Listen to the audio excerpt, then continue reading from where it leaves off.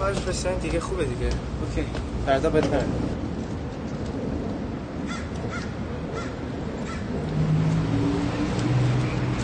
الان پدرزن وا دوباره اومدی؟ بله خارکسه دوباره اومدم.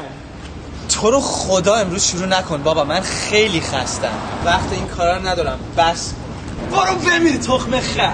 گفتم بس کن بابا. تو کی فکر کردی هستی پوفیوس؟ وای چی آقا بیزنسمن استاکت رفت پایین؟ چرا اینقدر عصبانی هستی امروز؟ بابا من آروم هستم. اوکی تو فقط منو ول کن. ول کن. من خیلی استرس، من استرس دارم. ولم کن با این عینک جانی ورساچه که حتما دزدیدی، یک کت شلوار کهنه رو خریدی، فکر می‌کنی حالا بیزنسمن شدی واسه من؟ ببین با این هاندا آکورده تو همیشه میخوای یه چیزی شروع کنی با من خیلی استرس دارم تو in my life. خیلی استرس داری ها. اصلا من بهت نشون میدم استرس یعنی چی. خجالت بکش، والا خجالت بکش. خودت خجالت بکش. بس اصلا برو ببین.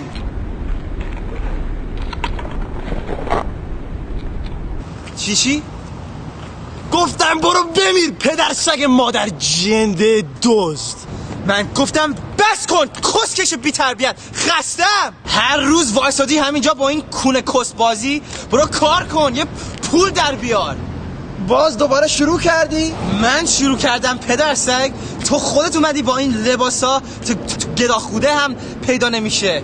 چی گفتی پوفیوس؟ من از 10 صبح اینجام، تو اصلا همیشه وایسادی اینجا با این کوپانات که حتما هیچی هم باهاش نمیخری.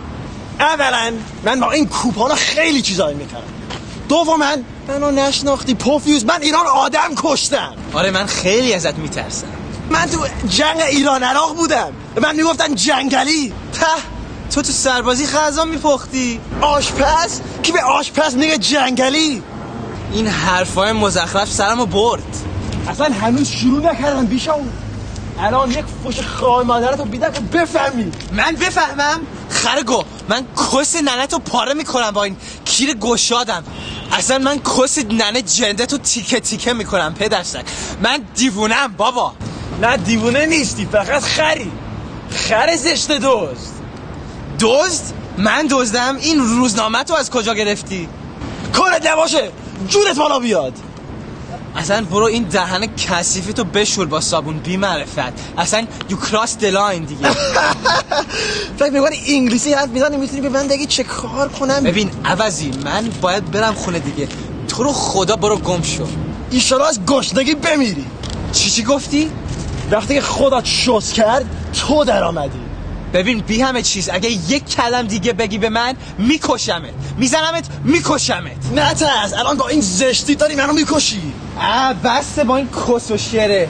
تو گاییدی منو ننه جنده. من ننه تو میگایم، من خار مادرتو کسشو پاره میکنم. بدستک آره میکنم. آره کسش ننه جنده. آقای خورموش چاکرت هم سرم رفت تو این آفیس داغون شدم. تو رو خدا آقای پارسا منو ببخش. I'm sorry. من حالا جریان رو فهمیدم. بابا آبرومو بردی جلو مردم چته؟ چی میخوای در بارش بکنی؟ الان میزنمت مادر فاکر. خب بزن دیگه. مادر فاکر بیچ. خودت مادر فاکر asshole son of a bitch.